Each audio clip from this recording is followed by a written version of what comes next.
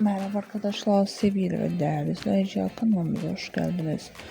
Bugün sizlere güzeller güzeli, yakışıklı oyuncu Burak Berkayakgül'ün muhteşem görüntülerle karşınızdayız.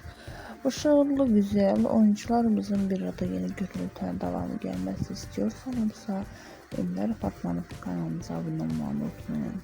Hoşçakalın arkadaşlar, bizden bu kadar.